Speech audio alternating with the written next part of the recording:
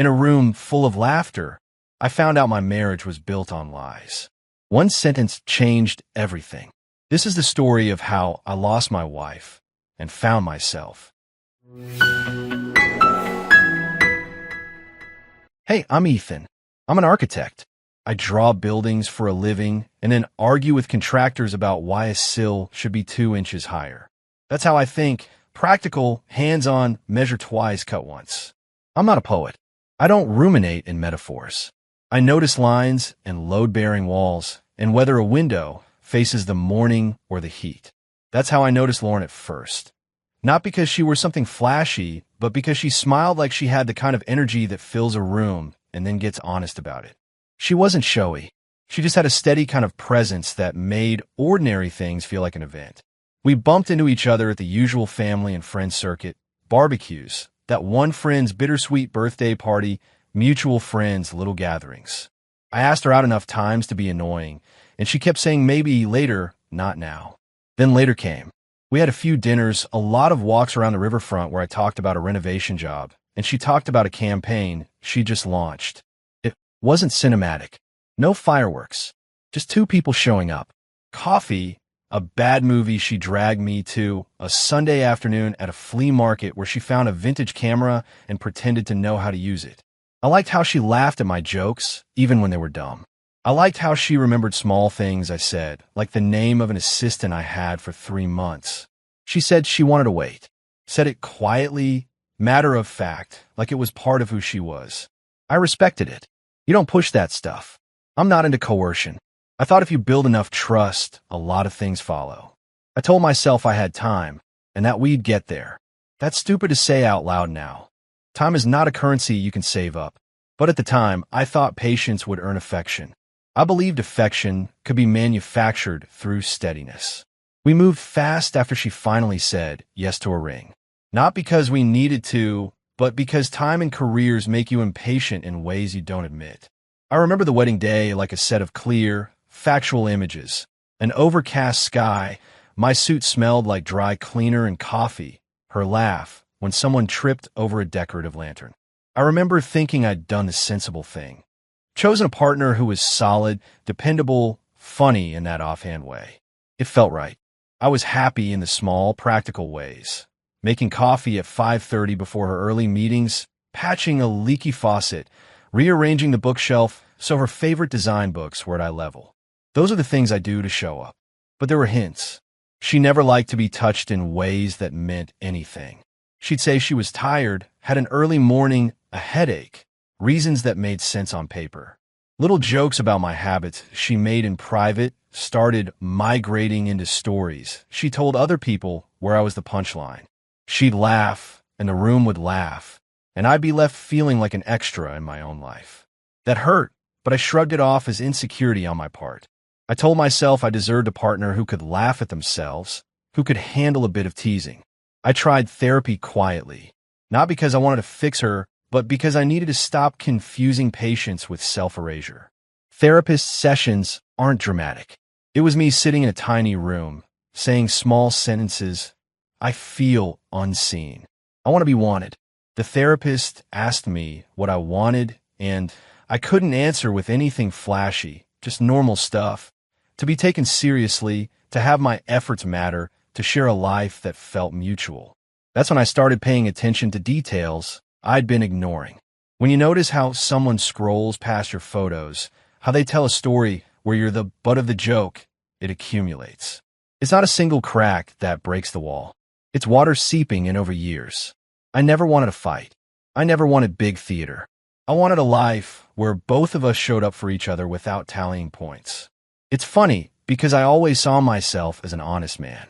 I cut a straight line. I tried to be patient. I tried to respect her choices. But patience with another person shouldn't mean being invisible. That's where the trouble began. Quiet, practical, nobody's fault until it becomes everyone's problem. Hey there, Lauren here. I keep thinking I made the grown-up choice. That's what I tell myself when people ask how Ethan and I met, how fast it all happened. I say something about being ready to settle down, wanting stability. It sounds respectable, responsible. Nobody needs to know that stability was just code for fear, Fear of being 32 and single while everyone else was posting engagement photos. At first, I thought I could grow into love. I mean, you can learn to like kale, right? You keep eating it until you stop noticing the bitterness. That's how I thought marriage would work. Ethan was good, kind, predictable in a way that used to make me roll my eyes, but eventually made me feel safe. He made breakfast, folded laundry, fixed the stupid drawer that always stuck. But that safety started feeling like a padded room. Meanwhile, my friends were out there living curated lives. Champagne brunches, brand collaborations, destination weddings. Their posts looked like magazine spreads. Mine looked like a stock photo for domestic stability. I'd scroll through their feeds at night, comparing their sparkle to my beige couch. Every scroll tightened something inside me. So I started binge shopping. At first it was harmless.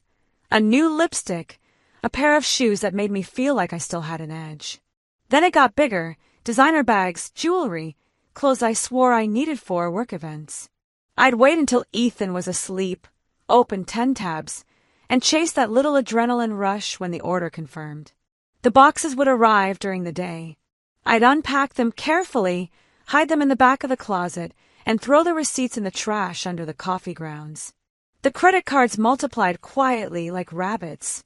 One balance transfer led to another, and I kept promising I'd pay it off when my next bonus hit. But the bonus never stretched that far. I told myself it was fine. Ethan was doing well enough, and what he didn't know couldn't hurt him. That's how liars talk. He never questioned where the money went. He's the kind of guy who just trusts. He thought I was saving, that we were building something. Meanwhile, I was building a fortress made of cardboard boxes and minimum payments. Every time a bill came in, I felt this jolt of panic, followed by a weird sense of control. Like at least I was doing something to feel alive. Ethan didn't change, not really. He still made breakfast, still left notes, still asked how my day was, and somehow that made me resent him more. I'd look at him and think, how can you be this content? How can you not want more? I'd pick fights over nothing.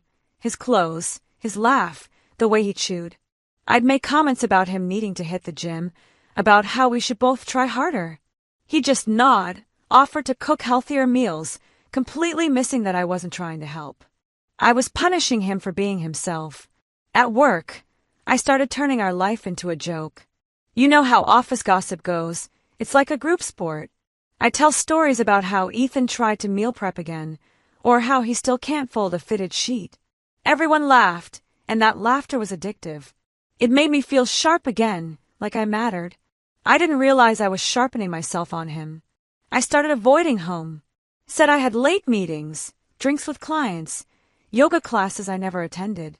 Really, I'd sit in my car scrolling through shopping apps or walking through stores just to touch things I couldn't afford. The fluorescent lights, the smell of new leather, it was like anesthesia. I could forget, for a little while, that I'd built my life on pretending. Ethan never called me out. He'd text asking if I wanted dinner. He'd leave leftovers labeled in the fridge. Once, I came home to find he'd cleaned out the hall closet. I almost had a panic attack, thinking he'd find one of the hidden boxes. He hadn't. He just left everything neatly stacked with a note saying, "Plenty of room for your new things." I laughed out loud when I read it. Laughed because it was sweet, and then because it was cruel, and finally because I realized I was the cruel one. The debt grew. The distance grew faster. He started going to bed earlier. I started sleeping on the couch, scrolling until sunrise, convincing myself that marriage just goes through phases. Except the phase never ended. It just calcified into this polite coldness where we moved around each other like coworkers sharing a cubicle. When my friend Jenna got engaged, she threw one of those ridiculous parties, floral arches, champagne towers, everyone dressed like they were auditioning for a magazine shoot. She invited us, of course. I dreaded it from the moment I opened the invite. The idea of standing next to Ethan under that lighting, in front of all those perfect people, made me queasy. I bought a new dress for it, on credit, obviously. Told myself I'd look stunning, that everyone would see what a perfect couple we were. But deep down, I was terrified they'd see what we really were, a man who loved too much and a woman who couldn't feel it. That night, before the party, I stared at my reflection and tried to remember the last time I'd felt anything other than restless. I couldn't. I sprayed on too much perfume, smiled in the mirror, and practiced looking like a woman in control. Ethan came out of the bedroom adjusting his tie, smiling that easy, quiet smile. Said something about how nice I looked. I thanked him, but inside I felt the weight of every lie hanging off my shoulders like jewelry I couldn't afford. I thought, just get through the night. Smile. Drink. Pretend. I didn't know then that one stupid sentence, one wine-soaked moment trying to be funny, would detonate everything. I just knew I was tired of pretending. And that kind of tired always finds a way to explode. You ever walk into a room and feel the air change? Not just quiet, heavy. Like every molecule knows something you don't. That was the engagement party. I've been looking forward to it. Lauren kept talking about how everyone would be there. Her work friends, some people I met once or twice. I figured it was a chance to show up, prove I wasn't the quiet guy tagging along. The place was this rented hall downtown, high ceilings, overpriced decorations, the kind of lighting that makes everyone look better than they are. She looked amazing, of course. She always did when she wanted to. I remember thinking she seemed lighter than usual, laughing with her friends, wine glass always full. Then I heard my name, or maybe not my name, but close enough. Someone said something during one of those dumb party games. Never have I ever. And I heard her voice cut through the noise. I didn't even catch the setup. I just heard her laughing, saying she was the queen of fake headaches. Then more laughter, followed by a sentence that felt like a punch. How she told me she was waiting for marriage because she couldn't figure out how to say she wasn't attracted to me. That I was safe. I froze. The drinks shook in my hands and spilled on the floor. Everyone went quiet, like someone had pulled the power plug on the whole room. You could hear the ice melting in people's glasses. I looked at her, and she looked back, eyes wide, like she just realized the sound carried farther than she meant. I don't remember what I felt first, anger or embarrassment. Probably both, mixed with that cold nausea you get when your world tilts. Nobody said anything. Her friends just stared. I walked over, set the drinks down, and told her we should go home. My voice didn't even sound like mine. The drive was the longest silence I've ever sat through. I wanted to scream, but what's the point? Screaming would have given her something to react to. I just drove, hands tied on the wheel. The sound of the wipers. Her staring out the window like the answer was out there somewhere. At home, she started with excuses. Said I was overreacting.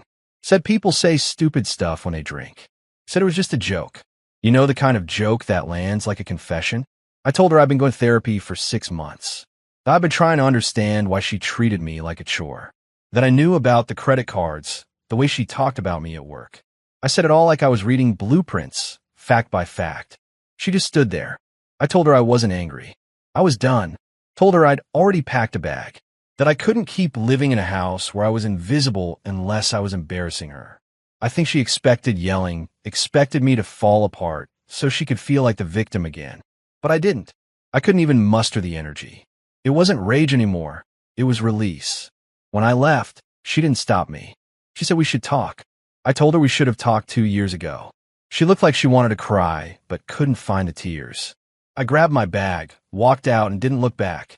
First night alone, I crashed at my brother's. I didn't sleep, just stared at the ceiling, replaying everything. Her jokes, the silences, the moments she brushed my hand away like it burned her. Therapy kicked in around dawn. My brain started separating emotion from fact. I wasn't perfect. I'd been passive. I'd let it happen. That was my part in it. Weeks went by. Papers got drawn up. Mutual friends started picking sides. Most didn't even ask. They'd heard the story. Apparently, someone filmed part of that party moment. A grainy video floating around group chats. People don't realize humiliation spreads faster than news. But I didn't chase it down. I didn't defend myself. I let it breathe. I lost some things, half my savings, but I gained quiet. I started running again, cooking real meals, losing weight I didn't know I was carrying. You'd be amazed how much lighter you feel when you stop begging to be loved. My therapist told me closure isn't something someone gives you. It's something you decide to have. So I decided. I opened new accounts, started documenting my process, designs, gym progress, little motivational bits. It wasn't some planned reinvention. It was survival. But people started responding. Clients liked it. Friends shared it. Suddenly, I wasn't the guy she pitied. I was just a guy rebuilding. Every day, I moved a little further from the version of myself that waited for her approval. That night at the party, I thought I'd hit rock bottom. But rock bottom's just a new foundation if you decide to build again. You ever try to scroll through someone's life like it's a movie you were supposed to star in but got cut from? That's what my nights are now. I sit in this guest room, my friends, not mine, and watch Ethan's posts. He's everywhere. Smiling at job sites, jogging at sunrise, clinking glasses with people who look at him like he's the main character. It kills me because I made him invisible, and now the whole world sees him. After he left, I tried to clean up the mess, but you can't clean a fire with paper towels. Work was hell. Everyone knew. You can't hide a public disaster when half your coworkers were there for it. My boss moved me to another team for my own comfort. Translation: nobody wanted me around. Friends stopped inviting me to things. My phone went quiet except for bill alerts. Debt doesn't sleep. It's this creature that grows in the dark, whispering about interest rates. $47,000. That's how much my self-esteem cost me. Every card maxed out. Every fake smile charged at 19.9%. When the divorce papers came, I sat there on the kitchen floor and laughed, this stupid, choking laugh. Because he wasn't even cruel about it. He just asked me to take responsibility for the cards I opened behind his back. Said through his lawyer that he wanted peace. Who says that? Peace. I saw him once after. At a cafe. He was with someone new. She wasn't some supermodel or influencer, just one of those women who radiate calm. Confident posture, hair tied back, no heavy makeup. He saw me standing there. Just turned away. That's all. Not awkward. Not smug. Just done. Like I was a closed chapter he'd already put away. The humiliation didn't end with the divorce. Word spreads fast in the kind of social circles that thrive on schadenfreude. My ex-friends used to laugh with me about Ethan. Now they talk about him like he's some hero. They repost his quotes about finding self-worth after emotional abuse. I can't even blame them. He's doing real work. He's helping people.